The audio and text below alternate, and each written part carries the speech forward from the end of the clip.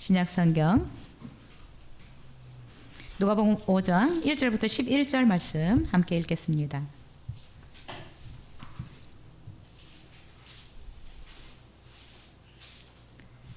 신약성경 누가복음 5장 1절부터 11절 말씀입니다. 우리 한 목소리로 같이 읽겠습니다. 시작. 무리가 몰려와서 하나님의 말씀을 들을새 예수는 게네사렛 호숫가에 서서 호숫가에 배 두 척이 있는 것을 보시니 어부들은 배에서 나와서 그물을 씻는지라. 예수께서 한 배에 오르시니 그 배는 시몬의 배라. 육지에서 조금 떼기를 청하시고 앉으사 배에서 무리를 가르치시더니 말씀을 마치시고 시몬에게 이르시되 깊은 데로 가서 그물을 내려 고기를 잡으라. 시몬이 대답하여 이르되 선생님, 우리들이 밤이 새도록 수고하였으되 잡은 것이 없지만은 말씀에 의지하여 내가 그물을 내리리이다 하고 그렇게 하니 고기를 잡은 것이 심히 많아 그물이 찢어지는지라. 이에 다른 배에 있는 동무들에게 손짓하여 와서 도와달라 하니 그들이 와서 두 배의 채움에 잠기게 되었더라. 시몬 베드로가 이를 보고 예수의 무릎 아래에 엎드려 이르되 주여 나를 떠나소서 나는 죄인이로소이다 하니 이는 자기 및 자기와 함께 있는 모든 사람이 고기 잡힌 것으로 말미암아 놀라고 세베대의 아들로서 시몬의 동업자인 야고보와 요한도 놀랐음이라. 예수께서 시몬에게 이르시되 무서워하지 말라. 이제 후로는 내가 사람을 취하리라 하시니 그들이 배들을 육지에 대고 모든 것을 버려두고 예수를 따르니라. 아멘. 우리가 계속해서 하나님이 기뻐하시는 사람에 대해서 살펴보고 있습니다. 하나님은 어떤 사람을 기뻐하시느냐? 겸손하게 말씀에 순종하는 사람을 기뻐하십니다. 겸손하게 말씀에 순종하는 사람이다라는 제목으로 말씀 나누겠습니다. 미국의 브루클린이라는 지역에서 정육점을 하는 윌리엄이라는 사람이 있었습니다. 이 사람은 한 달에 4번 정도 강도가 들어와서 돈을 다 털렸습니다. 그러니까 언제 또 강도가 습격해서 돈을 털어갈지 몰라서 늘 두려웠습니다. 그래서 늘 생각하다가 어떻게 하면 총을 맞아도 좀 살 수 없을까. 그래서 방탄조끼를 만들어야 되겠다라고 생각을 했습니다. 정육점 하는 사람이 연구에 연구를 거듭해서 결국 방탄조끼를 만들어서 입었습니다. 그러니까 이 얘기를 주변에 있는 점포 주인들에게 또 했더니 너도 나도 다 이 방탄조끼를 자기도 구입하고 싶다라고 하였습니다. 여기저기서 주문을 받아서 이 방탄조끼를 팔다 보니까 이제 정육점은 그냥 뒷전이 되어지고 방탄 옷을 만드는 회사가 만들어졌습니다. 그 회사가 바로 국제적으로 이름난 바디 아모 인터내셔널입니다. 그 회사는 발전해서 40개 도시에 판매 대행소를 가지게 되었습니다. 여러분, 강도를 4번 맞은 것이 슬픈 일이기는 하지만 이것을 통해서 그는 그의 직업을 바꿨고 그의 삶이 더 차원 높은 삶으로 변화되었다라고 말하고 있습니다. 우리가 어떤 실수, 실패 이런 것들이 꼭 안 좋은 것만은 아닌 것 같습니다. 이런 것들을 통해서 우리는 우리의 삶이 바뀌고 우리의 생각이 바뀌고 때로 우리의 직업이 바뀔 수도 있는 것 같습니다. 오늘 본문에도 보면 어쩌면 실패 같은데 이 실패를 통해서 그의 직업이 바뀌고 인생이 바뀐 사람이 소개되고 있는데 그 사람이 바로 우리가 잘 아는 예수님의 제자 베드로입니다. 자, 그럼 베드로는 어떤 사람인지 우리가 좀 살펴보면 좋겠습니다. 1절부터 3절 같이 읽겠습니다. 시작. 무리가 몰려와서 하나님의 말씀을 들을새 예수는 게네사렛 호숫가에 서서 호숫가에 배 2척이 있는 것을 보시니 어부들은 배에서 나와서 그물을 씻는지라. 예수께서 한 배에 오르시니 그 배는 시몬의 배라. 육지에서 조금 떼기를 청하시고 앉으사 배에서 무리를 가르치시더니. 우리가 말씀을 통해서 살펴보겠지만 베드로는 어떤 사람이냐? 예수님의 요청에 겸손하게 자기의 배를 내어준 사람입니다. 자, 예수님께서 공생애 메시아로서의 삶을 살아가면서 가장 먼저 하신 일이 여러분 무엇이라고 생각하십니까? 그 일은 예수님과 함께 할, 또 예수님의 다음 대를 이어갈 제자들을 부르는 사역이었습니다. 예수님은 지금 여기서는 게네사렛 호수, 보통 우리가 말하는 갈릴리 호수, 뭐 여러 가지 이름이 있습니다. 긴네렛, 여러 가지 이름으로 불리고 있는데 디베랴. 여기서는 게네사렛 호수가에 서서 예수님이 말씀을 전하고 있습니다. 예수님이 지금 바닷가에, 바다가 아니죠, 호수가에 서서 예수님께 달려온 수많은 사람들에게 말씀을 가르치고 있는데 왜 예수님이 지금 여기 호수가에 와서 말씀을 가르쳤을까? 사실 예수님이 기적을 행하시고 정말 말씀이 권세가 있고 하니까 예수님이 어디 가신다라고 하면 구름대같이 사람들이 다 몰려들었습니다. 근데 사실 이렇게 많은 사람들을 감당할 수 있는 장소가 없었을 것입니다. 그래서 때때로 벳세다 들녘, 호숫가, 그렇죠? 이런 넓은 지역에서 말씀을 가르칠 수밖에 없었습니다. 오늘도 예수님은 이 게네사렛 호수가에 서서 수많은 군중들에게 말씀을 전하고 있었습니다. 이것은 많은 무리들을 인해서 갈릴리 호수가에까지 와서 말씀을 전하기도 하지만 또 한 가지 목적이 있다라고 우리는 생각할 수 있습니다. 베드로를 예수님의 제자로 부르시기 위한 하나의 방법이기도 하다라고 생각이 됩니다. 자, 예수님이 지금 베드로를 예수님의 제자로 부르시는 한 본문이라고 볼 수 있는데, 여러분, 그런데 예수님은 베드로를 지금 이 누가복음 5장에서 처음으로 만나는 것은 아니라고 생각이 됩니다. 자, 요한복음 1장에 보면 세례 요한의 제자였던 안드레가 예수님을 만난 후에 자기 형 베드로에게 가서 내가 메시아를 만났다, 가서 보자 라고 해서 베드로를 끌고 예수님께 갔습니다. 자, 첫눈에 예수님은 이 베드로를 보면서 야, 너 시몬의 아들, 요한의 아들 시몬이구나. 네가 장차 게바라 하리라 라고 말씀을 하셨습니다.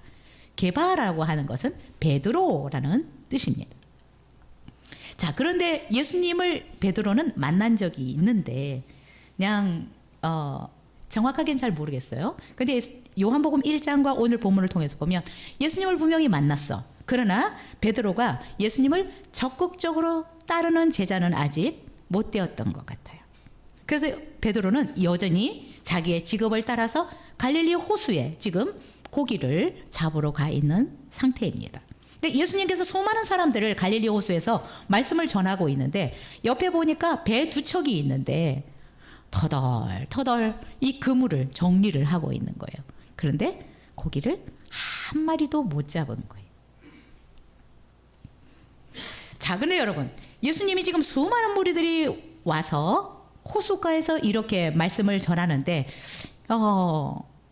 예수님은 이렇게 생각하셨던 것 같아요. 이렇게 많은 무리들이 말씀을 들으려고 왔는데 사실 이 말씀들이 제대로 잘 안 들리겠죠, 그렇죠? 지금처럼 이렇게 마이크가 있는 것도 아니고요, 그렇죠? 그러면 예수님의 말씀을 듣겠다고 오기는 왔는데 저 뒤에 있는 사람들은 사실 제대로 안 들리잖아요. 그래서 예수님은 생각하셨던 것 같아요. 그래도 말씀을 들으려고 이렇게 왔는데 어떻게 하면 효과적으로 이 말씀을 좀 전달해 줄 수 있을까? 근데 마침 보니까 어때요? 지금 옆에 고기도 한 마리도 못 잡아서 그물을 정리하고 있는 배 두 척이 있는 거예요. 그래서 예수님은 그 배를 빌리기로 한 것입니다. 뭐 하려고요? 단상으로 쓰시려고. 자, 우리가 그 과학에서 배우잖아요, 그렇죠? 낮에는 해풍이 분다. 바다에서 육지로 바람이 불고 밤에는 육지에서 바다로 부는 육풍이 부는데 예수님은 지금 이 해풍을 이용해서 바다에서 바람이 부니까 육지 쪽으로 부니까 이것을 마이크처럼 확성기처럼 활용을 해서 말씀을 전하려고 배를 빌려서 육지에 있는 사람들에게 전하려고 하시는 것입니다. 어떻게 하면 말씀을 조금 더 효과적으로 전달하실지를 생각하셨다라고 생각이 듭니다. 그리고 또 한 가지는 베드로를 붙잡아 놓기 위한, 집에 가지 못하기 위한 하나의 방법이라고 생각이 듭니다. 그래서 예수님이 배 두 척 중에 한 척을 빌렸어요.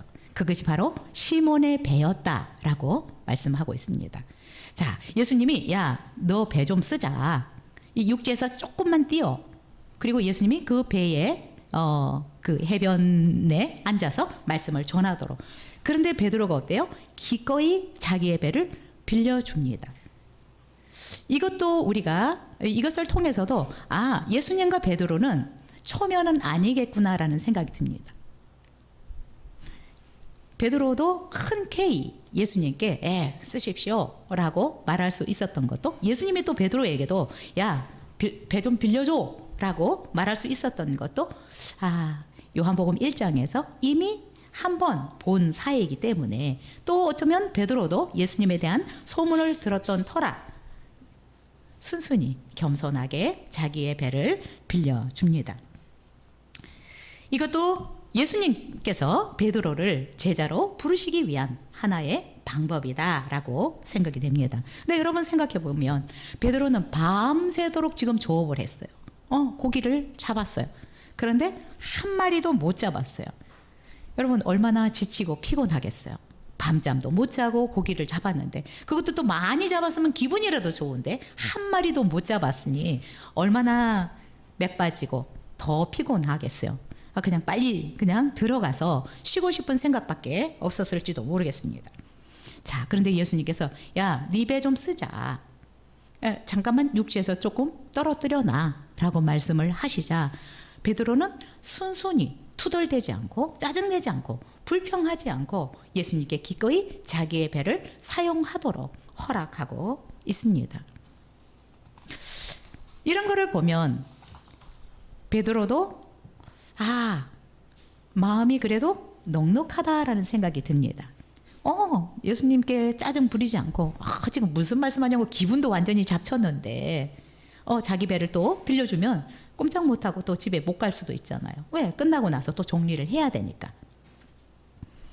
자, 베드로는 어떻든 예수님께서 말씀하셨을 때 기꺼이 자기의 배를 사용하도록 내어 드리는 것을 볼 수 있습니다. 여러분, 우리가 예수님께 작은 것 내어드린 이것이 그의 삶에 놀라운 계기가 되었다는 것을 우리는 알고 있습니다. 예수님께서 우리에게 뭔가를 요청하셨을 때 여러분은 어떻습니까? 기꺼이 내어드리고 싶은 마음이 있습니까? 되게 우리가 베세다 들녘, 이 베세다 들판에 수많은 사람들이 모였습니다. 그때는 5,000명도 더 넘게 모였습니다. 예수님께서 그 5,000명에게 말씀을 전하셨는데 이 사람들이 집으로 돌아갈 때 허기가 져서 쓰러지는 사람이 있을까 봐 뭔가를 먹여서 보내고 싶은데, 그래서 제자들에게 야, 너희들이 뭐 좀 가진 것 없냐? 라고 물었는데 없습니다. 그런데 마침 어린아이가 자기 도시락을 가지고 온 것이 있었어요. 오병이어, 떡 5개 하고 물고기 2마리. 여러분, 아이가 이것을 내놓고 싶었을까요? 나 집 가려면 너무 거리가 먼데 이거 먹어야 되는데 내놓기 쉽지 않을 거예요. 근데 예수님께서 너희들이 먹을 것 있으면 내놔라, 가지고 와라 라고 말씀하시는데 이 어린아이가 자기의 도시락을 예수님께 내어드립니다. 여러분, 이 도시락으로 5,000명이 넘고도 12바구니가 남았더라 라고 얘기하고 있습니다. 여러분, 우리가 주님 앞에 드리는 것이 어쩌면 지극히 작은 것일지라도 그분의 손에 올려지면 엄청나게 역사가 일어나는 것을 볼 수 있습니다. 하나님은, 예수님은 여러분들에게 무엇을 좀 빌려달라, 무엇을 좀 쓰자라고 여러분에게 말씀하시는 것 같으십니까? 우리도 베드로처럼 기꺼이 내가 볼 때 별 볼 일 없는 것 같아도, 볼품 없는 것 같아도 주님이 쓰시겠다라고 하면 우리가 기쁨으로 내어드릴 수 있었으면 좋겠습니다. 하나님은 이런 자들을 기뻐하십니다. 이런 자들을 하나님은 또한 계속 쓰실 것입니다. 하나님이 우리에게 주신 것은 다 하나님이 주신 것들입니다. 근데 때때로 우리에게 하나님이 야, 너 그거 좀 쓰자, 너 이것 좀 하나님의 나라를 위해서 써 라고 말씀하실 때 우리는 내 것처럼 움키지 않았으면 좋겠습니다. 우리가 이거 내 도시락인데 나 이거 주면은 나는 굶어야 되는데 먼 길을 가야 되는데 이런 생각할 수 있지만 주님이 우리에게 주시라고 할 때는 드리면 정말 축복하셔서 엄청난 일들을 하시는 것을 볼 수 있습니다. 여러분, 우리가 주님 앞에 드릴 것들이 그렇게 거창한 것은 없는 것 같아요. 그러나 뭐 고깃배, 냄새나는 이 고깃배 빌려줬지만 이것이 베드로의 삶을 바꾸는 계기가 되었고 하나님의 역사에 위대한 일을 감당할 수 있는 시작이 되었다라고 생각이 듭니다. 도시락이 5,000명을 먹이셨던 것처럼 우리의 작은 헌신이 하나님 나라에 위대한 일들을 만들어낼 수 있을 것이라고 믿습니다. 혹시 우리에게 뭔가 요구한 것이 있다면 내 것이라고, 이거 없으면 죽는다고 얘기하지 않고 기꺼이 우리도 어린아이처럼 내어드릴 수 있는, 베드로처럼 빌려드릴 수 있는 우리가 되었으면 좋겠습니다. 우리 4절 5절 같이 읽겠습니다. 시작. 말씀을 마치시고 시몬에게 이르되 깊은 데로 가서 그물을 내려 고기를 잡으라. 시몬이 대답하여 이르되 선생님, 우리들이 밤이 새도록 수고하였으되 잡은 것이 없지만은 말씀에 의지하여 내가 그물을 내리리다 하고. 자, 베드로는 하나님의 말씀에 의지해서 순종하는 사람입니다.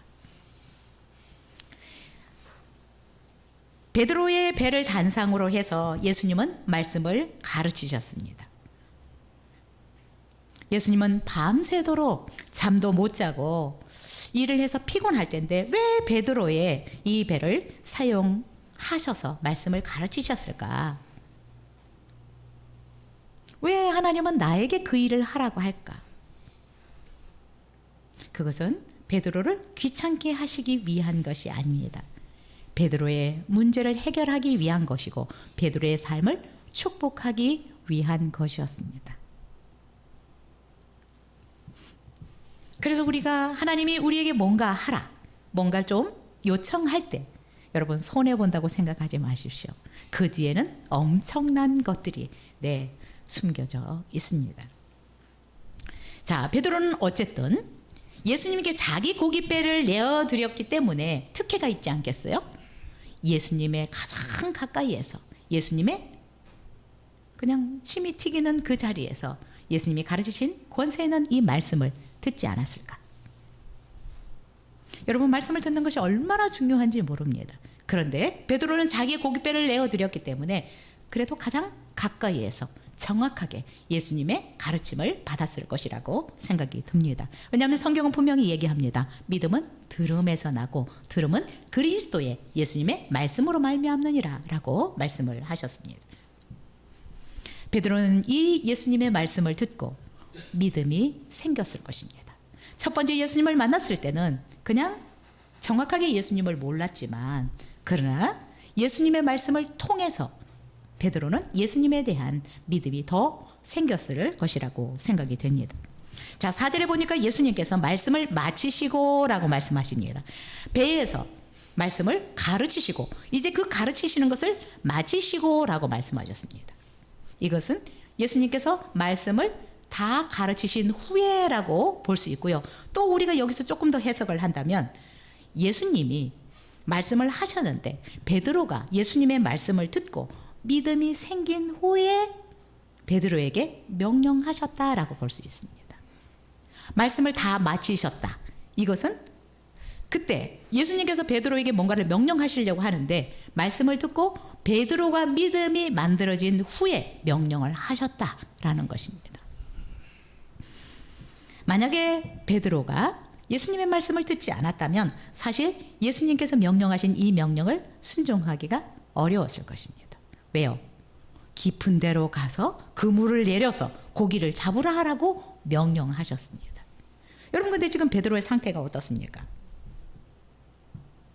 이미 그물을 정리했어요.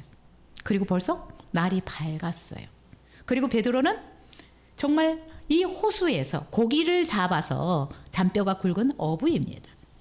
예수님은 목수 출신이지만 바다의 전문가입니다. 그런데 예수님께서 지금 대낮에 깊은 데로 가서 그물을 내려서 고기를 잡으라라고 하면 코웃음 칠 수도 있습니다. 왜냐하면 어떤 곳에서 고기가 많이 잡히는지, 몇 시에 고기가 많이 잡히는지 그는 다 알고 있었을 것입니다. 그래서 예수님의 말씀을 듣지 않았다면 사실 예수님의 말씀, 명령에 순종할 수 없었을 것입니다. 지금 고기도 한 마리도 못 잡았는데, 저녁 내내 수고했지만 한 마리도 못 잡았는데, 그리고 어때요? 그물도 다 정리를 해놨는데 다시 그물을 들고 깊은 곳까지 가서 그물을 내려서 고기를 잡으라. 이 어부인 베드로의 경험과 상식으로는 도저히 이해가 되지 않았을 것입니다. 그리고 순종하기가 어려웠을 것입니다. 근데 여러분 어떻습니까? 말씀을 듣고 나니까 베드로는 자기의 경험과 상식으로 예수님 앞에 따지지 않았습니다. 이렇게 고백하고 있습니다. 선생님, 우리들이 밤이 새도록 수고하였으되 잡은 것이 없지만은 말씀에 의지하여 내가 그물을 내리리다라고 얘기하고 있습니다. 베드로는 지금 자기의 상식이나 경험을 따라 움직이지 않겠다. 그러나 예수님의 말씀을 기준으로 삼고 내가 순종하겠다라고 지금 고백하고 있습니다. 여러분, 우리가 왜 말씀을 공부해야 할까요? 왜 우리가 성경을 읽고 이렇게 설교를 듣고 묵상을 하고 왜 우리가 하나님의 말씀을 이렇게 공부하고 해야 됩니까? 내 소견대로, 내 상식대로, 내 감정대로 살지 않기 위해서입니다. 여러분, 우리가 하나님의 말씀을 공부하지 않으면 내 소견에 오른 대로, 사사기처럼 내 감정대로, 내 기준을 따라서 살아갈 수밖에 없습니다. 그러나 말씀을 들었더니 베드로는 어떻습니까? 내 상식, 내 경험 다 내려놓고 예수님의 말씀을 기준으로 삼아서 내가 행동하겠습니다. 순종하겠습니다. 라고 지금 고백하고 있습니다. 여러분, 우리의 소견대로 우리가 살 수 있습니다. 내 생각과 내 경험을 따라서 살 수 있습니다. 그러나 우리가 알아야 되는 것은 우리의 소견을 따라 우리의 경험대로 우리의 상식을 따라서 살아간다면 이것은 하나님께서 보장해 주시는 삶이 아니라는 걸 알아야 합니다. 우리는 우리 마음대로 살면서 하나님이 일해 주시겠지라고 생각하면 안 된다라는 것입니다. 베드로도 자기의 상식과 자기의 경험과 자기의 모든 지식을 내려놓고 예수님이 말씀하셨던 그 기준을 따라서 내가 행동하겠습니다. 순종하겠습니다. 라고 지금 말씀하고 있습니다. 여러분, 우리도 이것을 훈련해야 된다고 생각합니다. 내 소견에 옳은 대로가 아니라 말씀이 말씀하고 있는 대로 하나님이 우리에게 요구하시는 그 뜻을 따라서 움직이고 행하고 순종하는 삶을 훈련해야 된다라는 것입니다. 우리도 너무 내 소견에 옳은 대로 사는 것을 길들여져 있어서 참 이것을 바꾸기가 너무 어려운 것 같아요. 베드로가 이 말씀에 순종한다는 것은 정말 놀라운 것입니다. 고기를 잡아서 잔뼈가 굵은 사람인데 어떻게 자기의 상식 밖의 말씀을 하시는데 이것을 순종하기가 쉬웠을까요? 우리도 그럴 거예요. 우리의 방식, 우리의 어떤 상식, 우리의 경험, 우리의 소견 이런 것들이 있는데 말씀대로 살아간다는 것은 사실은 쉽지는 않을 것입니다. 그러나 여러분 생각했으면 좋겠습니다. 내가 어떤 방식으로 살아갈 것인가? 베드로처럼 밤새도록 수고했어도 한 마리도 고기를 못 잡았는데 예수님의 말씀을 따라 살았더니 어떻게 해요? 2배에 가득 차게 거두었습니다.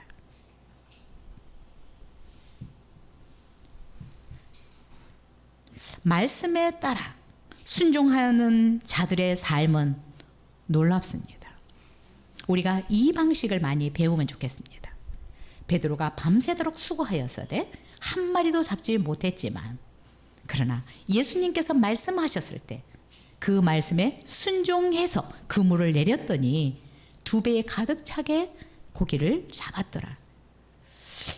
하나님은 우리에게 이런 삶을 살기를 원치 않을까 싶습니다. 우리의 한계들은 우리 지식이나 우리의 능력의 한계들이 늘 느껴지잖아요.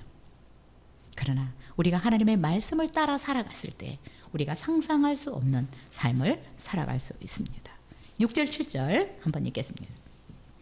시작. 그렇게 하니 고기를 잡은 것이 심이 많아 그물이 찢어지는지라. 이에 다른 배에 있는 동무들에게 손짓하여 와서 도와달라 하니 그들이 와서 두 배의 체험에 잠기게 되었더라.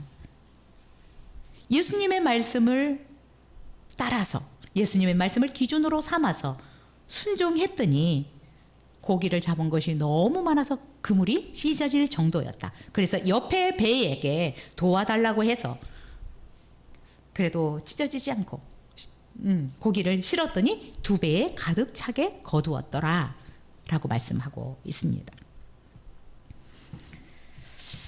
여러분, 말씀에 순종하는 자들에게 하나님이 보여주시는 하나님의 능력입니다.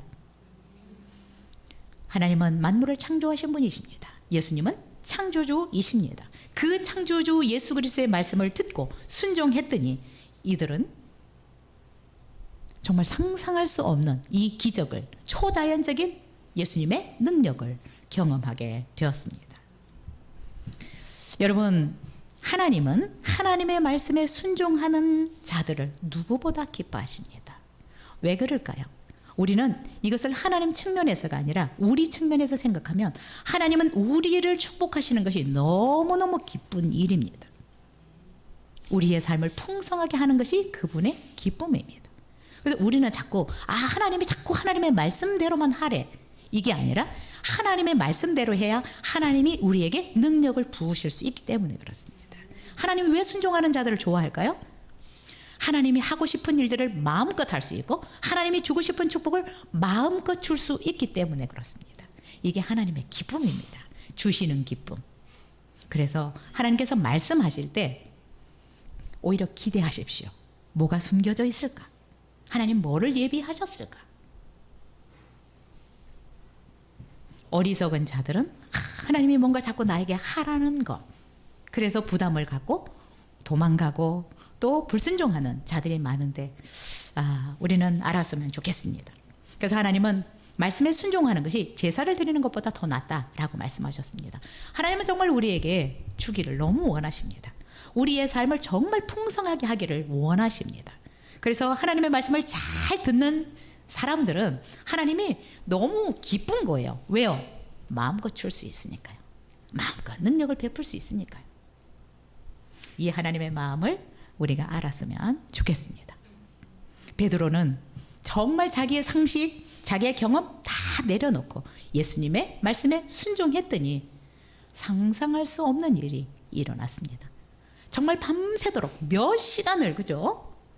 수고했는데 한 마리를 못 잡았는데 어떻게 바로 깊은 데로 가서 그물을 내렸더니 어떻게 이렇게 그물이 찢어질 정도로 고기가 잡혔을까요? 여러분, 이걸 신화라고 생각하지 마십시오. 그분은 못하실 것이 없는 분이십니다. 예수님은 천지를 창조하신 분이십니다. 그 창조주의 말씀을 우리가 순종할 수만 있으면 우리의 삶에도 이런 놀라운 일들이 일어날 것인데 우리가 내 소견에 오른 대로 내 감정대로 살아서 하나님의 역사를 많이 차단하는 것 같습니다. 야고보서 1장 22절에서 그래서 이렇게 얘기를 합니다. 너희는 말씀을 행하는 자가 되고 듣기만 하여 자신을 속이는 자가 되지 말라. 여러분, 우리가 말씀을 이렇게 듣는 것은 무엇입니까? 행하기 위한 것입니다. 순종하기 위한 것입니다. 순종해야 하나님이 일하실 수 있기 때문에 그렇습니다. 우리가 순종한다라고 하는 것은 하나님이 일하실 수 있도록 기회를 드리는 것입니다. 일해 달라고 우리가 말씀드리는 것입니다. 신명기 28장에도 내가 내 하나님 여호와의 말씀을 청종하면 이 모든 복이 내게 임하며 내게 이르리니 성읍에서도 복을 받고 들에서도 복을 받을 것이다 라고 말씀하고 있습니다. 여러분, 순종하는 자들은 정말 우리가 상상할 수 없는 이런 복들을 누릴 수 있습니다. 여러분, 말씀을 듣고 공부하지만 꼭 이것이 순종으로 연결이 되어져야 합니다. 그래서 하나님은 순종하는 자들을 기뻐하십니다. 왜요? 마음껏 부어주고 싶어서. 예수님이 얼마나 기뻤을까요? 베드로만 좋은 것이 아니라 예수님이 엄청 기뻤을 거예요. 왜요? 한 마리도 못 잡은 이 베드로에게 2배를 채워줄 수 있는, 2배로 고기를, 2배에 가득 채울 수 있는 고기를 주는 분은 더 기쁜 거예요. 더 행복한 거잖아요. 베드로만 기쁜 것이 아니라 예수님은 더 기뻤을 거예요. 우리가 하나님께, 예수님께 이런 기쁨을 드리는 자들이 되었으면 좋겠습니다. 우리는 우리가 받는 것이 기쁘지만 하나님이 우리에게 주는 그 기쁨, 마음껏 주고 싶은데 주는 그 기쁨을 우리가 정말 자주 드렸으면 좋겠습니다. 우리 8절부터 11절 같이 읽겠습니다. 시작. 시몬 베드로가 이를 보고 예수의 무릎 아래에 엎드려 이르되 주여 나를 떠나소서 나는 죄인이로소이다. 이는 자기 및 자기와 함께 있는 모든 사람이 고기 잡힌 것으로 말미암아 놀라고 세베대의 아들로서 시몬의 동업자인 야고보와 요한도 놀랐음이라. 예수께서 시몬에게 이르시되 무서워하지 말라. 이제 후로는 내가 사람을 취하리라 하시니 그들이 베드로를 육지에 대고 모든 것을 버려두고 예수를 따르니라. 자, 베드로는 어떤 사람입니까? 제자의 부르심에 겸손하게 응답한 사람입니다. 8절부터 11절에 보면 고기가 2배에 가득 차게 잡힌 것을 본 사람들의 반응이 나타나 있습니다. 베드로와 함께 있던 모든 사람들이, 많은 사람들이 예수님의 말씀을 듣기 위해서 왔잖아요. 그리고 베드로의 동업자인 야고보와 요한도 있었습니다. 자, 고기를 한 마리도 못 잡았던 사람들이 예수님의 말씀에 의해서 나가서 고기를 2배에 가득 채워서 들어오니까 이 사실을 본 많은 사람들이 어땠을까요? 놀랐더라라고 말씀하고 있습니다. 저는 이 놀라는 것이 사실 정말 소름이 돋을 정도로 놀랐을 것이다. 두려움을 느낄 정도로 놀랐을 것이다 라고 생각합니다. 어떻게 갈릴리에서 잔뼈가 굵은 이 어부들이 밤새도록 수고했는데 고기를 한 마리도 못 잡았는데 예수님께서 말씀하시니까 어떻게 고기를 2배에 가득 채워서 잡아올 수 있었을까요? 이것을 본 많은 사람들이 정말 예수님께 두려움을 느꼈을 것이고 베드로는 이 놀라는 정도가 아니라 정말 예수님 앞에 나와서 어때요? 무릎을 꿇었습니다. 예수님의 무릎 아래 와서 엎드렸다라고 얘기를 하고 있습니다. 이것은 예수님께 경배를 드렸다라는 것입니다. 프로스키네, 정말 그분이 인간이 아니구나.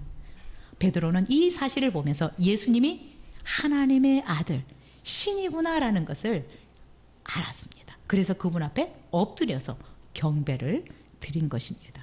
너무나 두려웠던 것입니다. 말이 안 되잖아요. 아니 저녁 내내 그렇게 헤매고 다녔는데 한 마리가 안 잡혔는데 어떻게 2배에 채울 수 있는 고기를 잡을 수 있을까? 이거는 두려운 정도가 아니라 정말 무서웠을 것입니다. 그래서 베드로는 정말 예수님이 사람이 아니구나, 신이구나, 하나님의 아들이구나 라는 것을 인식했던 것 같아요. 그래서 어때요? 덜덜덜 떨면서 그분 앞에 가서 엎드렸습니다. 경배를 드렸습니다. 자, 이렇게 하나님의 능력을 경험하면 어떻게 될까요? 베드로가 예수님에 대한 호칭이 바뀌어 버립니다. 5절에서 선생님이여, 내가 밤이 맞도록 수고했지만 당신이 지금 깊은 데에 가서 그물을 내리라고 하니까 제가 그물을 내리겠습니다 라고 얘기를 했습니다. 선생여 라고 하다가 지금 8절에는 어때요? 주여 나를 떠나소서 나는 죄인으로소이다 라고 고백하고 있습니다. 예수님에 대한 인식이 바뀌었습니다. 여러분, 우리가 하나님의 이런 하나님 되심을 경험하게 되면 두렵고 그분에 대한 인식이 완전히 바뀌어버리는 것 같아요. 아, 조금 그래도 괜찮은 선생님이라고 생각했는데 예수님은 그 정도가 아니라 이분은 신인 거예요. 자연을 다스릴 수 있는, 어떻게 그 바다의 물고기를 한 곳에 모을 수 있는, 베드로의 그 머리로는 이해가 안 되는 분이었습니다.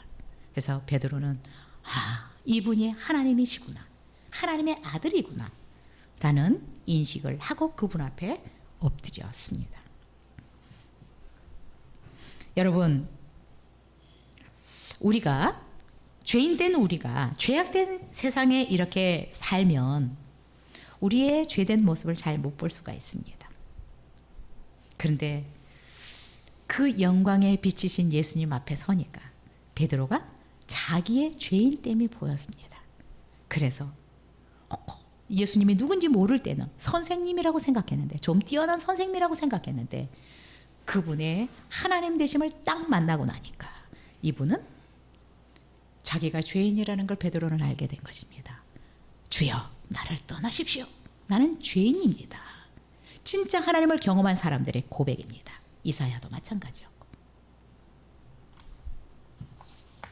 어두운 가운데 있을 때 우리에게 뭐가 묻어 있는지 모릅니다. 그러나 여러분, 이렇게 밝은 낮이 되면 우리 옷에 뭐가 묻었는지 우리가 알 수 있는 것처럼 빛이신 그분 앞에 서니까 자신이 죄인인 것을 베드로는 인식했던 것입니다.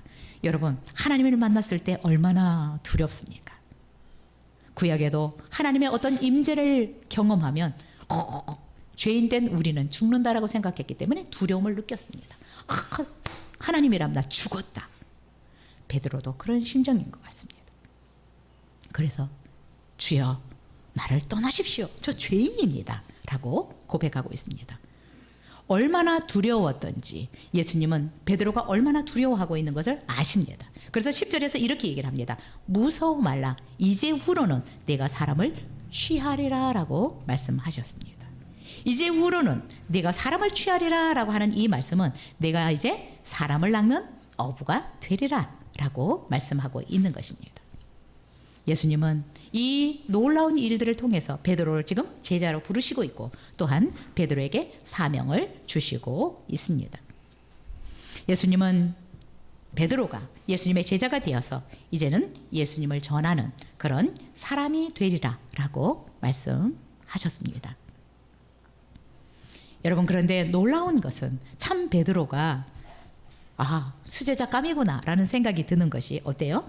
예수님이 그렇게 말씀하시니까 모든 것을 버려두고 예수님을 따랐더라라고 11절에서 얘기하고 있습니다. 그 배를 육지에 대놓고 모든 것을 버리고 드디어 베드로가 예수님을 따르는 제자가 되었더라라고 말씀하고 있습니다.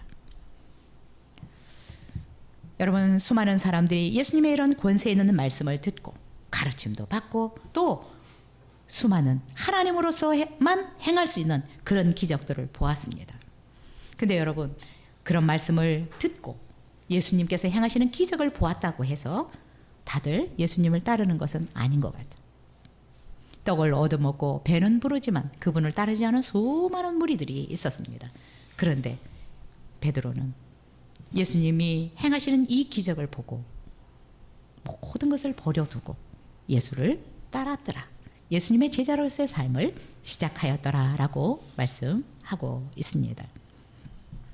자, 그런데 놀라운 것은 그의 동업자인 야고보와 요한도 함께 모든 것을 버려두고 예수님을 따랐더라라고 말씀하고 있습니다. 베드로가 이렇게 자신의 모든 것을 버려두고 예수님을 따르는 제자가 됨으로 인해서 그의 삶은 놀랍게 변화되었습니다. 이 베드로의 삶을 통해서 기독교 역사는 큰 획이 그어졌습니다. 여러분, 예수님은 지금도 우리를 그의 제자로 부르고 있다라고 생각이 됩니다. 여러분들은 정말 예수 그리스도가 나의 구주가 되시는 분이신 것을 믿으십니까? 그렇다면 나도 나를 위해서 생명을 내어주신 그분 앞에 내 삶을 드리고 내 시간을 드리고 정말 예수 그리스도의 제자로서의 삶을 살아가기를 원했으면 좋겠습니다. 우리를 부르신 목적도 베드로만 아니라 우리에게 수많은 기적들을 보여주시고 또 계속해서 하나님의 말씀으로 우리를 가르치시는 그것도 베드로처럼 사람을 낚는 어부가 되도록 하기 위해서 하나님 나라에 정말 기둥 같은 일꾼으로 쓰시기 위해서라고 생각이 듭니다. 단순히 우리에게 그냥 물고기를 배 두 척에 채워주시는 이것으로 만족하시지 않고 오히려 이 고기들이 아니라 사람을 낚는 어부가 되도록 하기 위해서 우리를 부르고 계신다라고 생각이 듭니다. 정말 우리 산소목교회 성도님들 중에서도 정말 예수님을 이렇게 따를 수 있는 제자들이 나왔으면 좋겠습니다. 우리가 예수님을 구주로 고백하고 정말 나를 영원한 그 지옥에서 건져주신 분이라고 생각하지만 참 우리가 주님을 위해서 시간도 물질도 우리의 재능도 참 드리기가 때때로 아까워할 때도 많이 있는 것 같습니다. 예수님은 우리를 위해서 모든 것을 내어주셨습니다.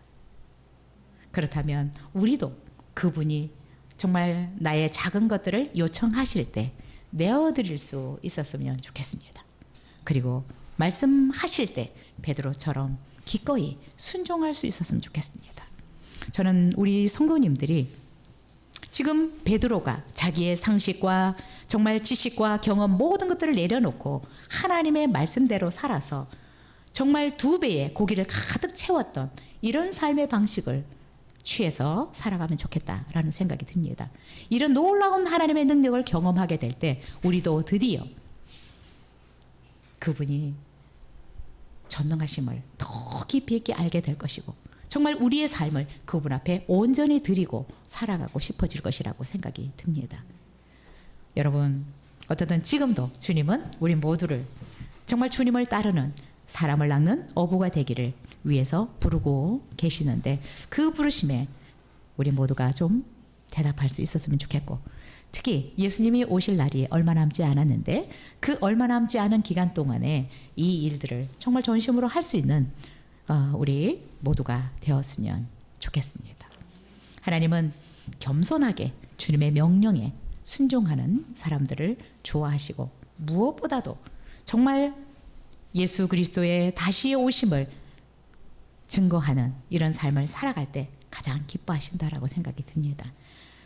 여러분, 이것은 하늘나라에서도 상급이 클 것인데 베드로는 생각해 봤습니다. 베드로는 상이 얼마나 클까? 베드로가 복음을 전했을 때 하루에 3,000명씩 그죠? 돌아올 때도 있었는데 그리고 천주교에서는 베드로를 일대 교황이라고 하잖아요. 그렇죠? 일대 교황이라고 하는데 정말 베드로는 하늘나라에서 어떤 모습일까? 정말 우리가 너무 부러워하는 대상이 되어 있을 거라고 생각이 됩니다. 우리도 주님 오시는 날 얼마 남지 않았는데 그 기간 동안에 최선을 다해서 예수님이 이 땅에서 하셨던 제자로서의 삶, 정말 복음을 전하는 이 삶을 힘있게 살아갈 수 있었으면 좋겠습니다. 기도하겠습니다.